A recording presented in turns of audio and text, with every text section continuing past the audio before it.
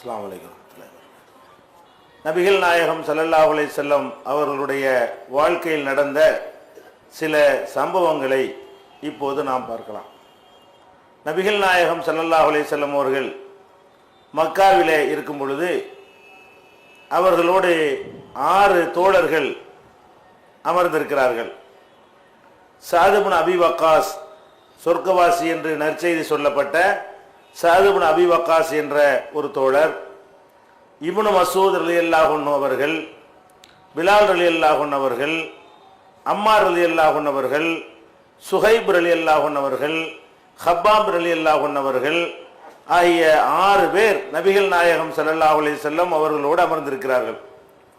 அப்போது குறைஷ் குலத்தை சேர்ந்த, உயர்ந்த குலத்தை சேர்ந்த இவங்கெல்லாம் மட்டமானவங்க. இவர்களில் சில பேர் அடிமைகளாக இருந்தாங்க, சில பேர் பொருளாதாரத்தில் ரொம்ப பின்தங்கின நிலையிலையும் தாழ்ந்த குலமாக மதிக்கப்பட்டவங்களாகவும் இந்த 6 பேர் இருக்கிறாங்க. இந்த சந்தர்ப்பத்தில் உயர்ந்த குலத்தை சேர்ந்த சில பேர் நாங்கள் இஸ்லாத்தை ஏற்றுக்கொள்ள தயாராக இருக்கிறோம், நீங்கள் சொல்லக்கூடிய மார்க்கம் சரியாக தான் இருக்கிறது, ஆனால் நாங்கள் இந்த மாதிரி ஆட்களோட அமர்ந்திருந்தால் அந்த காட்சியை எங்கள் குலத்தை சேர்ந்த, உயர் குலத்தை சேர்ந்தவர்கள் பார்த்தா எங்களை மட்டமா நினைக்குவாங்க. போய் இந்த கூட்டத்தில் போய் சேர்ந்துட்டாங்களே, ஒரு நல்ல கண்ணியமா எவ்வளவு உயர்ந்த நம்ம இனமா இருந்தோம், இவங்க போய் இந்த மாதிரி அற்பமான மக்களோட உட்கார்ந்து இருக்கிறாங்களேன்னு சொல்லி எங்களை தப்பா நினைக்குவாங்க. அதனால நாங்க வரக்கூடிய நேரத்தில் இவங்களை விரட்டி விட்டுருங்க, கொஞ்சம் நாங்க உங்களோட தனியா பேசிட்டு போறோம், அதுக்கப்புறம் இந்த மாதிரி ஆட்களை கூப்பிட்டு நீங்க பேசிக்கிறங்க என்று நபிகள் நாயகம் ஸல்லல்லாஹு அலைஹி வஸல்லம் அவர்கள்ட்ட இந்த சில இஸ்லாத்தை ஏற்றுக்கொள்வதாக சில பேர், இஸ்லாத்தை எதிர்க்கிறவங்க தனியா இருந்தாங்க, ஏற்றுக்கொள்வதாக நினைத்திருந்த உயர் குலத்துக்காரங்க சில பேர் இந்த நிபந்தனையை போடுறாங்க. நபிகள் நாயகம் ஸல்லல்லாஹு அலைஹி வஸல்லம் அவங்க கூட என்ன நினைச்சிட்டாங்கன்னு கேட்டா, அப்படியே அந்த ஹதீஸ்ல வருது, நபிகள் நாயகம் ஸல்லல்லாஹு அலைஹி வஸல்லம் அவங்க கூட அது சரிதானே, இஸ்லாத்துக்கு வர்றேன்னு சொல்றாங்கல்ல, அல்லாஹ்வை ஏத்துக்கிறேன்னு வர்றாங்க, இணை கற்பிக்க மாட்டேன்னு சொல்றாங்க, அதனால இவங்கள ஒரு நாளைக்கு அவங்கள ஒரு நாளைக்குமா ஒரு சபையை உண்டாக்கிக்கிறோம், அல்ல இவங்களுக்கு ஒரு நேரத்தையும் அவங்களுக்கு ஒரு நேரத்தையும் உண்டாக்கிடுவோம் அப்படிங்கிற ஒரு கருத்துக்கு நபிகள் நாயகம் ஸல்லல்லாஹு அலைஹி வஸல்லம் அவங்களும் வந்துடுறாங்களாம். சஹீஹ் முஸ்லிம்ல வரக்கூடிய ஆதாரபூர்வமான ஹதீஸ்ல இத சஅத் இப்னு அபி வக்காஸ் தான் அறிவிக்கிறாங்க. அந்த 6 பேர்ல ஒரு ஆள் இருக்காங்க இல்லையா, அவங்க தான் இதை அறிவிக்கிறாங்க. அவங்க என்ன சொல்றாங்கன்னு சொன்னா, ஃபவகா ஃபீ நஃப்ஸி ரசூலுல்லாஹி ஸல்லல்லாஹு அலைஹி வஸல்லம், ரசூல் ஸல்லல்லாஹு அலைஹி வஸல்லம் உள்ளத்துல இது ஏத்துக்குறோமே, இவங்க சொல்லக்கூடிய கருத்தை ஒத்துக்குறோமேங்கிற ஒரு எண்ணம் விட்டது. அப்போ உடனே என்ன செய்யறான், அல்லாஹ் இதை கண்டிச்சு ஒரு வசனத்தை இறக்குறான்.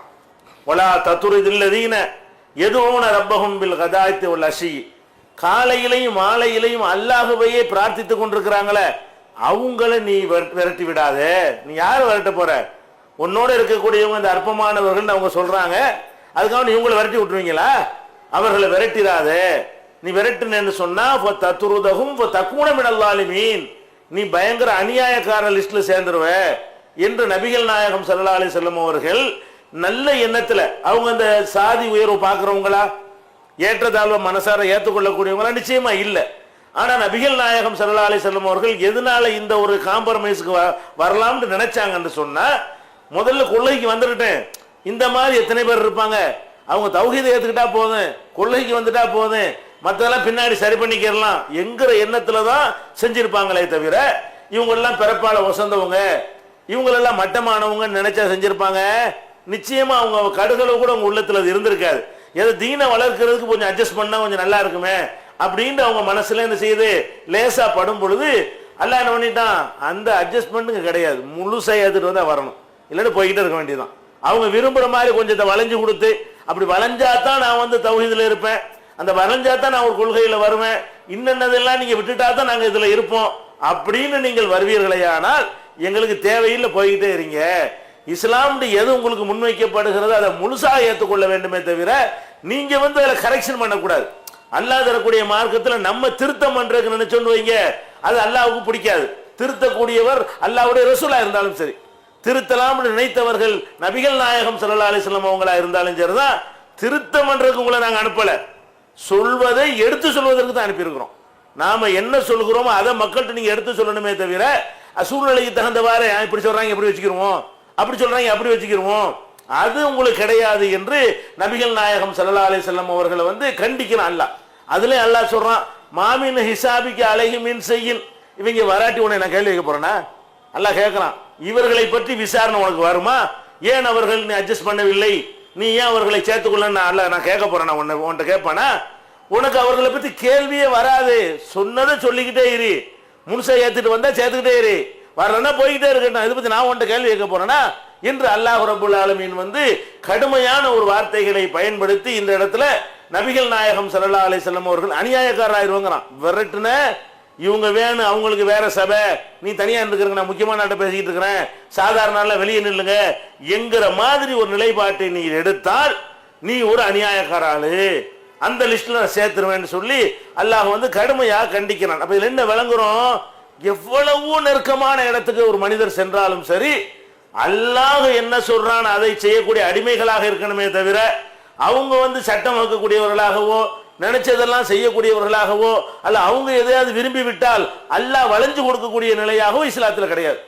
ரசூல் தானே விரும்பிட்டாரு, என்ன இருந்தாலும் நம்முடைய ஹபீபாச்சே, நம்முடைய நேசராச்சே, அவர் ஒத்துக்கிட்டு இருக்கும்போது நம்ம எப்படி அவர்கிட்ட இது பண்றோன்னு அல்லாஹ் ஏதோ பணிகிற மாதிரி அங்கிற மாதிரிலாம் ஒரு கதைகள் இன்னைக்கு அவுலியாக்கள் மகான்கள்ங்கிற பேர்ல சொல்லி கொண்டிருக்கிறார்கள். அதெல்லாம் அல்லாட்ட கிடையவே கிடையாது. நான் சொல்றேன், சரி அடிமைங்கிற நிலையை விட்டு ஒரு ஸ்டெப் மேலே ஏறினீங்க ஒரே அடி அமைக்கி போடுவாங்க. ஒஸ்பீர் நப்சக மஅல்லதீன, இதே கருத்துப்பட சூரத்துல் கஹ்ஃப்ல கூட ஒரு வசனத்தை அல்லாஹ் சொல்லி காட்டுகிறார். ஒஸ்பீர் நப்சக மஅல்லதீன யதுன ரப்பஹும் பில் கதாத்தி வல் அஷியி, காலையிலும் மாலையிலும் அவருடைய இறைவனை துதித்துக் கொண்டிருக்கிறார்களே, பிரார்த்தித்துக் கொண்டிருக்கிறார்களே, அவங்களோட தான் நீ இருக்க வேண்டும். வலா தஅது ஐனாக அன்ஹும், இவர்களை விட்டு உன் கண்களை திருப்பி விடாதே. துரீது ஜீனத்தல் ஹயாத்தி துன்யா, இந்த உலகத்தினுடைய கவர்ச்சியை நாடி, கவர்ச்சி தானே போறோம், அந்த பணக்காரலாம் வந்தா நல்லா இருக்கும், இந்த பிரமுகர்லாம் வந்தா நல்லா இருக்கும். எப்போ அவங்க எல்லாம் வருவாங்க? அவங்களுக்கு ஏத்த மாதிரி ஃபத்வா கொடுத்தா வருவாங்க. அவங்கள எப்போ வருவாங்கன்னு கேட்டா அவங்களுக்கு வசதியா, அவங்களுக்கு சாதகமா, அவங்க எதை இஸ்லாமிட்டு விரும்புறாங்க அந்த இஸ்லாத்தை சொன்னால் வர்றதுக்கு நிறைய பேர் ரெடியா இருக்கிறார்கள். அது வேணாங்கிறான் அல்லாஹ். என்ன சொல்றான் அல்லாஹ்? வலா தஅது ஐனாக அன்ஹும், இவங்களை விட்டுட்டு யார் ஒழுங்கா இருக்கிறாங்களோ 100% ஏற்றுக்கொண்டிருக்கிறார்களோ, காலையிலும் மாலையிலும் அல்லாஹ்வை துதித்து கொண்டிருக்கிறாரோ, அவங்களை விட்டு விட்டு உன் கண்களை வேறு புறம் திருப்பி விடாதே. வலா துதி மன் அக்பல்னா கல்பஹு அன் திக்ரினா, நம்முடைய நினைவை விட்டு யாருடைய உள்ளத்தை நம்ம வந்து திசை திருப்பி விட்டோமோ அவனுக்கு கட்டுப்படாதே. யார் ஒழுங்கா இருக்கிறாங்களோ அந்த மக்களோட இருக்கணுமே தவிர அல்லாஹ் என்னுடைய நினைவை விட்டு யாரை நான் தடம்பொருளை செஞ்சிருக்கிறானோ அவன் வந்து உங்கள்கிட்ட கோரிக்கை வைப்பான், அதை ஏத்துக்குருவீங்களா? அவனுக்கு கட்டுப்படுவீங்களான்னு எல்லாம் கேட்கிறான். உலா துத்தி கட்டுப்பட்டு விடாதே. மண் அகபல்னா கல்பகு திக்ரினா, நம்முடைய திக்ரை விட்டு நம்முடைய நினைவை விட்டு யாருடைய உள்ளத்துக்கு திரை போட்டு விட்டோமோ அவனுக்கு நீ கட்டுப்படாதே. ஒத்தபா ஹவாஹு, மனோ இச்சை எவன் பின்பற்றுகிறானோ அவனுக்கு கட்டுப்படாது என்று நபிகள் நாயகம் ஸல்லல்லாஹு அலைஹி வஸல்லம் அவர்களுக்கு இந்த மாதிரியான ஒரு சந்தர்ப்பத்தில் தான் எச்சரிக்கை விடுக்கிறான். அப்ப நம்ம என்ன விளங்குறோம்? இந்த மார்க்கத்துக்கு முழு அதிகாரி அல்லாஹ் தான். முழு அதிகாரத்தில் ஒரு சின்ன அளவை கூட அவன் நேசர்களுக்கோ அவுலியாக்களுக்கோ மகான்களுக்கோ நபிமார்களுக்கோ, நபிமார்கள் எல்லாம் தலை சிறந்த நபிகள் நாயகம் ஸல்லல்லாஹு அலைஹி வஸல்லம் அவர்களுக்கோ கொடுக்கவில்லை. அவங்க தன்னை அறியாமல் எடுத்துக்கொள்ள விரும்பும் பொழுது கடுமையாக கண்டிக்கிறான் என்பதை பார்க்கிறோம். இப்ப எப்படி அந்த அவுளியா அதை பண்ணுவாரு, இந்த அவுளியா அதை பண்ணுவாரு, அவுளியா நினைச்சிட்டான்னு அல்லாஹ் இப்படி மறுப்பான், அவுளியா கையேந்துட்டான்னு கொடுக்காம இருக்க இயலுமா அப்படின்னு சொல்லி என்னமோ அவுளியாவுக்கு ஏதோ அல்லாஹ் வந்து ஏதோ கடன்பட்ட ஆள் மாதிரி, அவரை மீற முடியாத மாதிரி, அவர் சொல்ல எதிர்த்து அல்லாஹ்வுக்கு போக முடியாத மாதிரி எல்லாம் சித்தரிக்கிறாங்களே. அப்ப அவங்க அவுளியாவை எஜமானனாக்கி அல்லாஹ்வை அடிமையாக பார்க்கறாங்களே, அந்த சித்தாந்தத்தை ஒழிக்க வந்த மார்க்கம் இஸ்லாம். இந்த சம்பவத்திலிருந்து நம்ம அறிந்து கொள்கிறோம். இதே போல நபிகள் நாயகம் ஸல்லல்லாஹு அலைஹி வஸல்லம் அவர்கள் உயர்ந்த குலத்தை சேர்ந்த உபய் இப்னு கலப் என்பவரோட பேசிக் கொண்டிருக்கிறார்கள். உபய் இப்னு கலப்ங்கிற ஆள் வந்து அவர் ரொம்ப அந்த சமுதாயத்தில் ஒரு பெரிய தலைவர்கள்ல ஒரு ஆள். அவரோடு நபிகள் நாயகம் ஸல்லல்லாஹு அலைஹி வஸல்லம் அவர்கள் பேசிக் கொண்டிருக்கிறார்கள். பிரச்சனை இதே டாபிக் தான். எந்த டாபிக்? எங்களையும் அவங்களையும் ஒன்னாக்குறியப்பா, என்னது நாங்களாம் எவ்வளவு பெரிய ஆளுக்க, இவங்கெல்லாம் சாதாரணமான ஆளுக்க என்கிற மாதிரியான ஒரு பேரம் தான் அங்கே பேசிக் கொண்டிருக்கப்படுகிறது. அப்ப நபிகள் நாயகம் ஸல்லல்லாஹு அலைஹி வஸல்லம் அவர்கள் நோக்கி ஒருத்தர் வர்றாரு. அவர் யாரு? ரொம்ப மட்டமா கருதப்பட்டவர், ஏற்கனவே இஸ்லாத்தை ஏற்றுக்கொண்ட நல்ல மனிதர். அதே நேரத்தில் சமுதாய அந்தஸ்துன்னு எடுத்துக்கொண்டீர்களே ஆனால் அவர் பெரிய பெருந்தனக்காரரோ, பெரிய குடும்பத்துக்காரரோ, பெரிய சொத்து பத்துகள் உள்ளவரோ, உயர் குலத்தை சேர்ந்தவரோ இல்ல, ரொம்ப தாழ்ந்த குலமாக அன்றை கருதப்பட்டார்களே. அந்த மாதிரியான சமுதாயத்தை சேர்ந்தவர். அதோடு சேர்த்து அவருக்கு கண்ணு வேற தெரியாது, 2 கண் பார்வையும் தெரியாத அவருடைய பெயர் வந்து அப்துல்லா இப்னு உம்மு மக்தூம். உம்மு மக்தூடைய மகன் அப்துல்லா என்பவர் வந்து வர்றாரு, அந்த வீதியில் நடந்து கொண்டு வருகிறார். அப்ப நபிகள் நாயகம் ஸல்லல்லாஹு அலைஹி வஸல்லம் அவர்கள் இவரோட பேசிக் கொண்டிருக்கிறத வந்து அவர் காதுல கேட்டுறாரு. கண்ணு தெரியாதவர்களுக்கு காது கொஞ்சம் கூர்மையாக இருக்கும், அந்த குரலை வச்சு யார் யார் இருக்கிறா எந்த பக்கம் இருக்கிறான்ற கரெக்டா கண்டுபிடிச்சிருவாங்க. ஏன்னா அவங்க அதைத்தான் உன்னிப்பா பயன்படுத்துவாங்க. கண்ணு இல்லாத காரணத்தினால அவர்கிட்ட கூடுதல் கவனம் இருக்கும். எல்லாருக்காவது ஒரே மாதிரி தான், அவங்களுக்கு அதை விட்டு அவர் வழி இல்லாத காரணத்தினால அதை நல்லா ஒழுங்கா பயன்படுத்துவாங்க. அந்த மாதிரி அவருக்கு ரசூல் ஸல்லல்லாஹு அலைஹி வஸல்லம் பேசிக் கொண்டிருக்கிற சத்தம் கேட்ட உடனே அவர் சலாம் சொல்றாரு. அஸ்ஸலாமு அலைக்கும் யார சொல்லலாங்கிறார். அல்லாஹ்வுடைய தூதரே உங்களுக்கு சலாம்ங்கிறார். ரசூலுல்லாஹ் பதில் சொல்லணுமா இல்லையா, அவருக்கு மறுமொழி சொல்லணுமா இல்லையா? சொல்லல. ஏன் சொல்லல? இதுதான் பேசிட்டு இருக்கிறாங்க. எதை பேசிட்டு இருக்கிறாங்க? இந்த மாதிரி என்னை மாதிரி ஆட்கள் இருக்கும்போது இந்த மாதிரி ஆட்கள் வரக்கூடாது. இதுதான் பேச்சே நடக்குது. நடக்கிற பேச்சே என்ன? நான் வசந்தாளு, நான் உங்கள்கிட்ட பேசிட்டு இருக்கும்போது இந்த இருக்கார வர்றாரு, இந்த மாதிரி ஆள்லாம் வரக்கூடாதுன்னு தான் விவகாரம் பிரச்சனை நடந்துகிட்டு இருக்குது. அந்த நேரம் பார்த்து இருந்தாலும் என்ன பேசிட்டு இருக்கோம், அந்த நேரம் பார்த்து இருந்தாலும் வந்துகிட்டு அஸ்ஸலாமு அலைக்கும்ங்கிறாரு. அதுதானே வேணான்ட்டு இருக்கிறோம், அந்த பிரச்சனை தான் பேசிக்கிட்டு இருக்கிறோம் அப்படின்ற ரசூலுல்லாஹ் நினைச்சாங்களா?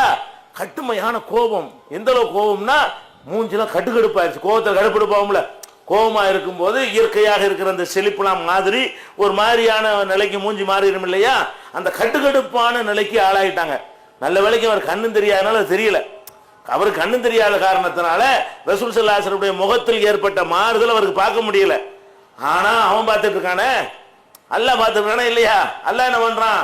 உடனே கண்டித்து இதை உலகம் கியாம நாள் வரைக்கும் இது ரெக்கார்டு பண்ற மாதிரி வசனத்தை இறக்குறான்.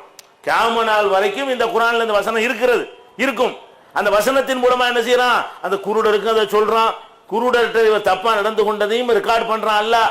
அவங்க அந்த போக்கு தப்பு, நீங்க விரும்பினதெல்லாம் நாங்க செய்யணும் அவசியம் கிடையாது, நான் சொல்றேன் நீ செஞ்சுட்டு போ என்கிற ஒரு தோரணையில அபசவத்தவல்லாங்கிற அந்த அத்தியாயத்தை அல்லாஹ் அருளுகிறான். அதுல என்ன சொல்ல வருகிறான்? அபச, இந்த முகமது வந்து முகத்தை கடுகடுப்பாக்கி கொண்டார், நீ கடுகடுப்பாக்கிட்டேன்னு சொல்ல மாட்டேங்கிறான்.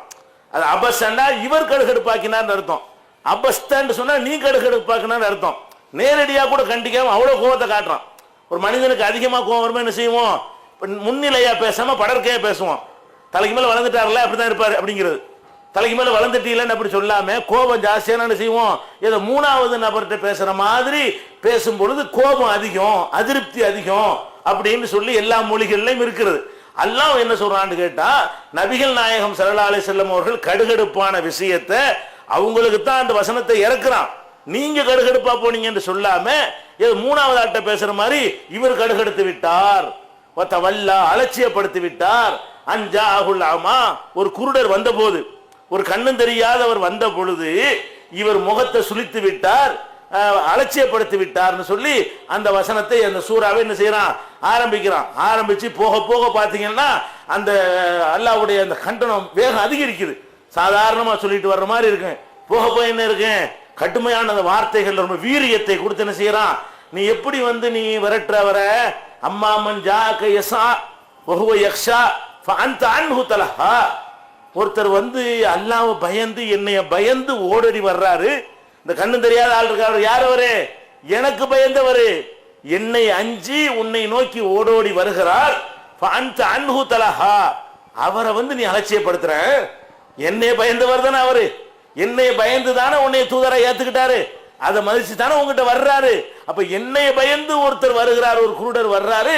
ஃபஅன்த அன்ஹு தலஹா, நீ வந்து அவர் அலட்சியப்படுத்துகிறாய். அம்மாமன் ஜாக யஸா வஹுவ யக்ஷா, யார் அல்லாஹ்வை பயந்து கொண்டு வருகிறார் அவர் அலட்சியப்படுத்துகிறாய்.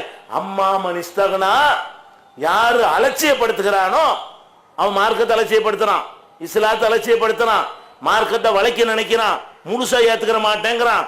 அப்ப எவன் அலட்சியப்படுத்துகிறானோ ஃபஅன்த லஹு தஸத்தா, நீ அவருக்கு வழியை போய் சொல்ற. உன்னை தேடி நீ சொல்றதெல்லாம் ஏத்துக்கிறேன்னு ஒருத்தர் வர்றாரு, அவர் விரட்டுற, நீ சொல்றதுல எனக்கு சாதகமானது ஏத்துக்கிறவங்கிறான அவனுக்கு போய் சொல்லிட்டு இருக்கிற. அல்லாஹ் எப்படி கேட்கறான்? அவர் யாரு? நீ என்ன சொன்னாலும் ஏற்றுக்கொள்ளக்கூடியவர். இவன் யாரு? அவனுக்கு சாதகமானதை மட்டும் ஏத்துக்குருவான், அவனுக்கு வசதியானதை மட்டும் ஏத்துக்குருவான், அவனுக்கு கஷ்டமா உள்ளதை மாத்த சொல்லுவான். அப்ப எவன் வந்து நீ சொல்ற போது நீ அலட்சியப்படுத்துவானோ, முழுசா ஏத்துக்கிற மாட்டானோ, அவருக்கு போய் நீங்க வழியை சொல்லுவீங்க, அட்ஜஸ்ட் பண்ணுவீங்க. உங்களை தொலைஞ்சு போயிட்டு போறா, இந்த மாதிரி அட்ஜஸ்ட் பண்ண வேண்டும் என்று சொல்லக்கூடிய ஒருத்தன் இவன் நல்லவன் ஆகாட்டி உனக்கு என்ன, உன்னைய கேட்க போறேன்? நேர்வழி காட்டுவது என்னுடைய வேலை. முழுசா ஏத்துட்டு வந்த வாழ் போய்கிட்டே என்னமோ ஒரு வர வைக்கிறது உங்க கையில் இருக்கிற மாதிரி, அதுக்காக எவ்வளவு வேண்டாலும் வளைவுங்கிற மாதிரி. நீங்க இந்த மார்க்கத்தை சொந்தக்காராளா? முழுசா சொல்லி எல்லாத்தையும் வரட்டி போயிட்டே இருக்கிறான், வரட்டி கவலைப்படாத நீ. அப்ப அந்த மார்க்கத்தில் எதையும் வளைச்சிடாத என்று சொல்லி இவ்வளவு கடுமையான வார்த்தைகளை அல்லாஹ் திருக்குர்ஆன்ல பயன்படுத்துகிறான். இன்றைக்கும் அது இருக்காது. என்ன காட்டுது இதெல்லாம் எதுக்கெல்லாம் சொல்லி காட்டுறான்? இது மனிதருக்கு எந்த அதிகாரம் இல்லை. இஸ்லாத்தினுடைய அடிப்படை கொள்கை என்னன்னு கேட்டா, எவ்வளவு பெரிய மகானா இருந்தாலும் சரி முழுசையும் கையில வச்சுக்கிறான். 100% அதிகாரத்தையும் முழுசா கையில வச்சுட்டு இருப்பானே தவிர கடுகுல கோடியில் ஒரு பங்கு ஒரு ஆள் கொடுக்க மாட்டான். கடுகள வல்ல கடுக கோடி பங்கு வச்சு அதுல ஒரு அதிகாரத்தை மட்டும் நீ வச்சுக்கிறங்க அப்படின்னு யாருக்காவது கொடுப்பானா என்றால் கிடையவே கிடையாது, கொடுக்கவே மாட்டான் என்பதற்கு இதெல்லாம் சான்றாக இருக்கிறது. இன்னும் சொல்ல போனால் இன்னொரு இடத்துல எல்லாம் சொல்லி காட்டுறான். ரசூல் ஸல்லல்லாஹு அலைஹி வஸல்லம் அவர்கள் சில நேரங்களில் இப்படி அவங்க பேசும் பொழுது நம்மளுக்கு இப்படி வரும்போது சில நேரங்களில் அட்ஜஸ்ட்மெண்ட் மாதிரி நல்ல நோக்கத்தில் வருமா இல்லையா? ரசூல் அப்படி மனமாற்றம் வரும் பொழுது முன்னொரு இடத்துல இதே மாதிரி ஒரு மறுபடி வருது. அல்லாஹ் கண்டிக்கிறான். லவ்லா அன் சப்பத்னாக லக்கத் கித்த தர்கன இலைஹும் ஷையன் கலீலா. நான் உன்னை உறுதிப்படுத்தாம இருந்தேன்னு வைங்க, நீ கொஞ்சமாச்சு அவங்க பக்கம் சாஞ்சிருப்ப. உன்னை சாயாம நான் நினைஞ்சிட்டேன், ஒவ்வொரு தடவையும் உறுதிப்படுத்திக்கிட்டே இருக்கிறேன். லவ்லா அன் சப்பத்னாக, உன்னை நான் உறுதிப்படுத்தி இருக்காவிட்டால் லக்கது கித்த தர்கன இலைஹும் ஷையன் கலீலா, அவங்க பக்கம் கொஞ்சமாவது நீ சாய்ந்திருப்பாய். அப்படி சாய்ந்திருந்தால் இதல்ல அதற்குனாக்க லேஃபல் ஹயா ஓ லேஃபல் மமாத், இந்த உலகத்திலையும் 2 மடங்கு வேதனை உனக்கு தருவேன், மறுமையிலையும் 2 மடங்கு வேதனையை தருவேன். ரசூலுல்லாஹ் எச்சரிக்கிறான். நீங்க அவங்க பக்கம் அட்ஜஸ்ட்மெண்ட் பண்ணி சாஞ்சி நான் சொன்னதை முழுசா சொல்லாம அவன் வசதிக்கு தகுந்த மாதிரி அவன் எதை விரும்புவான அது மாதிரி நீங்க மார்க்கத்தை சொன்னீங்கன்னு வைங்க, உங்களுக்கு ஏற்பட்ட என்ன கதி ஏற்படும்? இந்த உலகத்தில் வாழும் போதும் டபுள் மடங்கு வேதனை, மரணத்திற்கு பிறகும் டபுள் மடங்கு வேதனை தருவேன். மற்றவங்களுக்கு ஒண்ணுன்னா உனக்கு 2 தந்துருவேன். ஏன்? நீ தூதர், மற்றவங்களை தூதரை நியமிக்கல, நான் உன்னை தூதர் நம்பி நியமிச்சிருக்கிறேன். அது அப்படியே நிறைவேற்ற கடமை உனக்கு இருக்கிறது. செஞ்சா கூலியும் டபுளா இருக்கு, டபுளா ட்ரிபிளா 1000 மடங்கு கூலியும் தருவேன். தப்பு பண்ணீங்கன்னு சொன்னா என்ன செய்வேன்? 2 மடங்கு தருவேன். உலகத்திலையும் 2 மடங்கு அதாபு தருவேன், மரணத்திற்கு பிறகு மரணத்து நேரத்திலையும் 2 மடங்கு அதாபை தருவேன் என்று சொல்லிவிட்டு சும்மலா தஜிதுலக அலைனா நசீரா, அப்படி நான் தரும்போது உனக்கு உதவ யாரும் வரமாட்டார்கள். அதிகாரம் எனக்குன்னு காட்டாம பாருங்கல்ல. நான் உன்னை 2 மடங்கு வேதனை செய்யறேன்னு வைங்க, யார் ரெக்கமெண்டுக்கு வருவாங்களா? உங்க பாட்டனார் இப்ராஹிம் நபி வந்து பேச முடியுமா? உங்களுடைய பாட்னர் இஸ்மாயில் நபி வந்து பேச முடியுமா? எந்த நபியாவது உங்களுக்கு உங்க அப்பா ஆதம் நபி வந்து என்கிட்ட பேச முடியுமா? அல்ல கேட்கறாதுன்னு அர்த்தம். பிறகு உதவி செய்யக்கூடிய நான் உன்னை 2 மடங்கு தண்டிக்கணும் முடிவெடுத்து விட்டால் உனக்கு உதவி செய்ய யாரையும் நீ பெற்றுக்கொள்ள மாட்டாய். அப்ப இதுல என்ன என்ன எல்லாம் சொல்ல வர்றான்? அதிகாரம் எனக்குன்னு சொல்றானா இல்ல எப்படி காட்டுறான்? என்ன கடும் வார்த்தையை பயன்படுத்துற? 2 மடங்கு தண்டிப்பேங்கிறான். அப்ப நபிமார்களா இருந்தாலும் சொன்னதை அப்படி சொல்லிட்டு போய்கிட்டே இருக்கணுமே தவிர அவன் விருப்பத்தை அப்படி மக்கள் மத்தியில் எடுத்து வைக்கணுமே தவிர இவங்களா சில அதிகாரத்தை எடுத்துக்கொண்டு நினைச்சதை செய்வது, நம்ம அல்லாஹ்வுடைய தூதர் என்ன வேணாலும் செஞ்சிடலாம், நம்ம விரும்பினதெல்லாம் செஞ்சு தருவான், அந்த மாதிரி இறை தூதர்கள் யாரும் நினைக்க கூடாது. அவங்க நினைச்சதும் இல்லை. 1 நேரத்தில் அப்படி ஸ்லிப்பிங் வரும் பொழுது இவ்வளவு கடுமையான வார்த்தையை பயன்படுத்தி அல்லாஹ் கண்டிக்கிறத பார்க்கிறோம். அதே மாதிரி இன்னொருத்தர் எல்லாம் சொல்லிக்காரன் பாருங்க. அல்லாஹ் இந்த மார்க்கம்னு சில போதனைகள் அல்லாஹ் சொல்றான், அல்லாஹ்வுடைய வேதமா சொல்லி காட்டுறான். ரசூல் ஸல்லல்லாஹு அலைஹி வஸல்லம் என்ன செய்யறாங்கன்னு ஒரு பேச்சுக்கு சரி நம்ம நல்ல கருத்தா இருக்கு, இது நம்ம இதையும் மார்க்கம் நம்ம சொல்லிடுவோம் அப்படின்னு சொந்தமா ஏதாவது கையில மடியில போட்டு சொன்னாங்கன்னு வைங்க, அதுக்கு ஒரு எச்சரிக்கை பண்றான். உலவு தகவல் அலைனா பவல் அகாவில், இந்த முகமது சில வார்த்தைகளையாவது இட்டுக்கட்டி சொல்லிவிட்டால் நான் சொன்னதை தாண்டி ஏதோ இவங்களுக்கு என்ன அதிகாரம் இருக்கிற மாதிரியும் நினைச்சதையெல்லாம் மக்களுக்கு சொல்லலாங்கிற மாதிரியும் அவங்க நினைச்சதெல்லாம் மார்க்கம் ஆயிருங்கிற மாதிரி நினைத்து கொண்டு சில சொற்களை இவர் இட்டுக்கட்டி விட்டாரையானால் அவங்கள வழக்கரத்தினால பிடிப்பேன். வழக்கரத்துல பிடிக்கிறேன்னா என்ன அர்த்தம்? வலுவாக அர்த்தம். இடது கையினால பிடிச்சா கொஞ்சம் வலு கம்மியா இருக்கும், உருகிட்டு போயிடலாம். வலது கையினால பிடிச்சா உருகிட்டு போக முடியாது. அந்த வலது கையால் பிடிக்கிறதுங்கிற வார்த்தை அரபு மொழியில வலுவா பிடிக்கிறது சொல்லப்படும். அல்லாஹ் என்ன சொல்றான்? அகதுனா மின்ஹு பில்யமீன், அவரை வழக்கரத்தால் பிடித்து வலுவாக பிடித்து சும்மல கதானா மின்ஹுல் வத்தீன், நாடி நரம்ப தரிச்சிருவேன். நான் சொல்லாத ஒண்ணு சின்ன சொல்ல சேர்த்துட்டேன்னு வை, நடக்கிறது வேறங்கிறான். அப்ப நம்ம என்ன நினைக்கிறோம், இமாம்கள் நினைச்சா இஷ்டத்துக்கு ஹலால் வாங்கலாம், அவ ஹராம் வாங்கலாம், பேசிமாம் நினைச்சா சுண்ணத்தும் வாங்கலாம், அந்த நோம்பு சுண்ணத்து, இந்த நோம்பு முஸ்தஹபு, இது மக்ரூஹு, இது என்னென்னமோ. அல்லாஹ் சொன்னானே, அல்லாஹ்வும் தான் சொல்றேன், நான் தான் சொல்றேன். அல்லாஹ்வுடைய ரசூல் சொன்னாங்க, நாங்க இமாம் தான் சொன்னாங்க என்கிற சொல்றமே, அல்லாஹ்வுடைய ரசூலுக்கு என்ன கிடுக்கி பிடி போடுறான்ல, நாடி நரம்பை தரிச்சிருவான், வள்ளுவா பிடிச்சி வலது கையில பிடிச்சி நாடி நரம்பை தரித்து விடுவேன் என்று அல்லாஹ் சொல்றான்னு கேட்டா, அப்ப நம்ம அதுல விளங்க வேண்டிய பாடம் என்ன, ஒரு கட்டத்திலையும் அல்லாஹ்வுடைய இடத்துல கொண்டு யாரையும் ஒரு விஷயத்தையும் வைக்கலாது. ஒரு சின்ன ஒரு பிரச்சனை வைத்து விட முடியாது, முழுசாக அல்லாஹ்வின் பக்கமே சரணடையணும். அதுக்கு தான் நபிகள் நாயகம் ஸல்லல்லாஹு அலைஹி வஸல்லம் அவர்கள் இந்த மாதிரி கண்டனங்கள்லாம் வந்த பிறகு அவங்க அடிக்கடி ஒரு துஆ செய்வாங்க. என்ன துஆ செய்வாங்க, வலா தகில்னி நஃப்ஸி தரஃபத ஐனின். அது என்ன சொல்லுவாங்க, ஒரு கண் தரஃபத என்ன, கண் சிமிட்டும் நேரம், ஒரு செகண்ட் அர்த்தம். ஒரு செகண்ட் நேரம் கூட என்ன என்னிட்ட படைச்சிடாத அல்லாஹ், நானா முடிவெடுக்கிற மாதிரி விட்டுறாதே, நான் எடுத்து தப்பு செஞ்சிருவேன், உன் கண்காணிப்புல வச்சுக்கலான்னு கேட்க ஆரம்பிச்சிட்டாங்க. இந்த மனசுல சலனம் வந்துருதுல, கொஞ்சம் சரிதானே, கேட்டுக்குருவோமே, கொஞ்சம் வளைஞ்சுக்குருவோமே, ஏத்துக்குருவோமே அப்படின்ற மாதிரி நினைச்சோம்னு சொன்னா அவங்களே முடிவெடுக்கிறாங்க. இது எல்லாம் கண்டிச்சோன்னு என்ன பண்ணிட்டாங்கன்னு கேட்டா, யாரெல்லாம் ஒரு கொஞ்ச நேரம், ஒரு செகண்ட் நேரம் கூட நானா முடிவெடுக்கிற மாதிரி விட்டுப்படாத, நீ என்னை உன் கண்காணிப்புல வச்சுக்க. அப்ப என்ன அர்த்தம், இது சும்மா விட்டா இப்படிதான் மனுஷனுடைய இது போகும். வஹி மட்டும்தான் பாதுகாப்பு, அல்லாஹ்ட்ட இருந்து வர்ற செய்தி மட்டும் தான் நமக்கு என்னது, பாதுகாப்பானது என்பதை இந்த ரசூல் ஸல்லல்லாஹு அலைஹி வஸல்லம் அவர்கள் அடிக்கடி செய்த துஆவிலிருந்து அறிந்து கொள்கிறோம். இது மாதிரியான சம்பவங்கள் நபிகள் நாயகம் ஸல்லல்லாஹு அலைஹி வஸல்லம் உடைய வாழ்க்கையில நிறைய நடந்திருக்கிறது. உதாரணத்துக்கு இந்த மாதிரி அவர்கள் கொஞ்சம் வளையலாம், கொஞ்சம் அட்ஜஸ்ட் பண்ணலாம், கொஞ்சம் அவங்க சொல்றது நல்ல நோக்கத்துக்காக வேண்டி, நம்ம விளையிறது வேற நோக்கத்துக்கு விளையுவோம், நம்ம விளையிறது ஒரு சுய லாபத்துக்காக, ஒரு ஆதாயத்துக்காக நம்ம எல்லாம் மனுஷன் நம்ம விளையுவோம். அல்லாஹ்வுடைய தூதர் கொஞ்சம் பெருகுமே, அதிகமா வருவாங்களே, அதுக்கு பிறகு மாத்திக்கலாமே தான் வளைஞ்சிருப்பாங்க. இல்லாட்டி அவங்களுக்கு சந்தேகப்படுற மாதிரி போயிடும், கெட்ட எண்ணத்துல எல்லாம் செஞ்சிருக்க மாட்டாங்க. அப்படி வளைவதை கூட அல்லாஹ் கடுமையாக கண்டித்ததில் இருந்து அதிகாரம் எல்லாமே அல்லாஹ்வுக்கு, அலா லில்லாஹி தீனுல் ஹாலிஸ், இந்த தூய்மையான மார்க்கம் அல்லாஹ்வுக்கு சொந்தம் என்பதை இதுல அல்லாஹ் நிலை நாட்டி காட்டுகிறான். இதே போல நபிகள் நாயகம் ஸல்லல்லாஹு அலைஹி வஸல்லம் அவங்க காலத்தில் அவங்களுக்கு ரொம்ப உறுதுணையாக இருந்தவர் அபூ தாலிப். உங்களுக்கு எல்லாம் தெரியும், அவங்களுடைய பெரிய பெரிய தகப்பனார். அவர் தான் எடுத்து வளர்த்தார். பாட்டனார் இறந்து போன பிறகு அவரை எடுத்து வளர்த்தது யாரு, அபூ தாலிப் தான். ரசூல் ஸல்லல்லாஹு அலைஹி வஸல்லம் அவர்களை வளர்த்தார், கல்யாணம் பண்ணி கொடுத்தார், வீட்டிலே புள்ள மாதிரி வச்சு. அவர் தான் முதல் தடவை திருமணம் பண்ணி கொடுத்ததே யார் தான், அவர் தான். வியாபாரத்தை கற்றுக் கொடுத்து அவர் தான் கூட்டிகிட்டுலாம் போனார், சிரியாவுக்கெல்லாம் அழைச்சிக்கிட்டுலாம் போனார். இப்படி எல்லா வகையிலும் உறுதுணையா இருந்தார். இஸ்லாத்தை ரசூல் ஸல்லல்லாஹு அலைஹி வஸல்லம் சொன்ன ஆரம்பித்த பிறகு அந்த ஊர்ல எல்லாரையும் வேதனைப்படுத்தினாங்க, அடிச்சாங்க. ரசூல் மேல கை வைக்கல இவர் இருக்கிற வரைக்கும். ஏன், அப்படியே அபூ தாலிப் தான் பண்ணிடுவார், சமூக பெருமுகர் அவர்.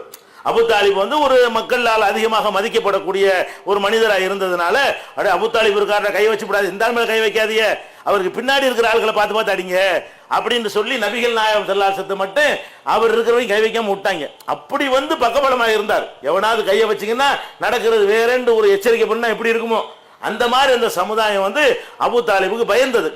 அவ்வளவு ரசூல் ஸல்லல்லாஹு அலைஹி வஸல்லம் அன்பு வைத்து அவங்களுக்கு இஸ்லாத்தை ஏற்றுக்கொள்ளாட்டாலும் பக்கபலமாக இருந்தவர் சக்ராத்துகாலை அடைகிறார். மரண வேளையை அபூ தாலிப் அடைகிறார். மரண நெருங்கின நேரத்தில் கிட்டத்தில் போய் ரசூல் ஸல்லல்லாஹு அலைஹி வஸல்லம் உட்கார்றாங்க. இதை கேள்விப்பட்டு அந்த முக்கியமான பிரமுகர் இல்லையா, பெருமுகர்லாம் வந்திருப்பாங்கல்ல, அபூஜஹல் ஒரு பக்கம் உட்கார்ந்துருக்கான். அதே மாதிரி உமையா பின் அப்துல்லா இப்னு உமையா அபி உமையாவும் உட்கார்ந்துருக்காரு, அவரும் முக்கியமான பிரமுகர். அப்ப அபூஜஹலும் அப்துல்லா இப்னு அபி உமையாவும் இந்த பக்கம் உட்கார்ந்துருக்கிறாங்க, ரசூல் ஸல்லல்லாஹு அலைஹி வஸல்லம் இந்த பக்கம் உட்கார்ந்துருக்கிறாங்க. அப்ப ரசூலுல்லாஹ் என்ன சொல்றாங்க, எல்லாரும் இருந்தாலும் தாட்சணியம் பார்க்காம, தந்தையே, பெரிய தந்தையே, நீங்க லா இலாஹ இல்லல்லாஹ் சொல்லிருங்க, அல்லாஹ் தவிர வணக்கத்துக்கு யாரும் இல்லைன்னு சொல்லிருங்க, உங்களுடைய பெற்றோர்கள் முன்னோர்கள் சொன்னா விட்டுருங்க, இந்த கொள்கையை நீங்க ஏத்துக்கொண்டு மரணத்தை தழுவ போறீங்க, இதை ஏத்துக்கிட்டு நீங்க மரணிச்சீங்கன்னு சொன்னா நான் உங்களுக்காக என்ன செய்வேன், அல்லாட்ட வாதாடும். அது சிறுக்கு வைக்காட்டு வாதாடலாம்ல, அல்லாட்ட கேட்கலாம், ரெக்கமெண்ட் பண்ணலாம் அப்படின்னு சொல்லி அவர்கிட்ட சொல்றாங்க. இவங்க சொல்லி முடிச்சவன அவங்க ரெண்டு பேரும் அபூஜஹல் அப்துல்லா இப்னு அபி உமையாவும் பக்கத்தில் உட்காந்துக்கிட்டு, அலா மில்லத்தி அப்துல் முத்தலிப், உங்க அப்பா அப்துல் முத்தலிப் என்ன கொள்கையில் இருந்தார் மறந்துடாத, உங்க தகப்பனார் அப்துல் முத்தலிப் என்ன கொள்கையில் இருந்தாரோ அதை விட்டு நீ போயிடாதுன்னு அவங்க சொல்றாங்க. நீ விட்டுரு, உங்க பாட்டனார் கொள்கையை விடுண்டு இவங்க சொல்ல, உங்க அப்பா கொள்கையை விடாதுன்னு அவன் சொல்ல, ரெண்டு பேரும் சொல்ல, மாத்தி மாத்தி ரசூலுல்லாஹ் சொல்ல, அவங்க ரெண்டு பேரும் சொல்ல, ஒரு பெரிய ஒரு பிரச்சனை போட்டியே நடந்து கொண்டிருக்கிறது. கடைசியில் ரெண்டையும் கேட்டு அமைதிப்படுத்தி என்ன சொன்னாரு, நான் அலா மில்லத்தி அப்துல் முத்தலிப்ட்டாரு. நான் எங்க வாப்பா வழியில போயிட்டு நிச்சயமா இருப்பான்ட்டாரு. அப்ப எடுபடல. அல்லாஹ்வுடைய ரசூல் இவ்வளவு சொல்றாங்க, இவ்வளவு போதிக்கிறாங்க, இவ்வளவு அன்பா சொல்றாங்க, பிள்ளையுடைய சொல்ல அவர் கேட்க மாட்டேன்ட்டார். என்ன சொல்லிட்டாரு? எங்க அப்துல் முத்தலிப் எப்படி போனாரோ அந்த மாதிரி நானும் போய்க்கிறேன், அவர் நரகத்துக்கு போனா நான் நரகத்துக்கு போய்க்கிறேன் என்கிற மாதிரி அபூ ஜஹல் சொல்ல கேட்டு அவர் முடிவு சொல்லிட்டாரு. அப்ப ரசூல் ஸல்லல்லாஹு அலைஹி சொல்றாங்க, லா அஸ்தக்ஃபிரன்ன லக மாலமுன் ஹன்ஹு, தடுக்கப்படாவிட்டால் உனக்கான அல்லாஹ்ட்ட பாவ மன்னிப்பு தரான தேடக்கூடாது. இப்ப தேடக்கூடாது, நமக்கு சட்டம் தெரியும். அல்லாஹ்வை ஏத்துக்கறல என்று சொன்னால் அவங்களுக்கு பாவ மன்னிப்பு கிடையாது.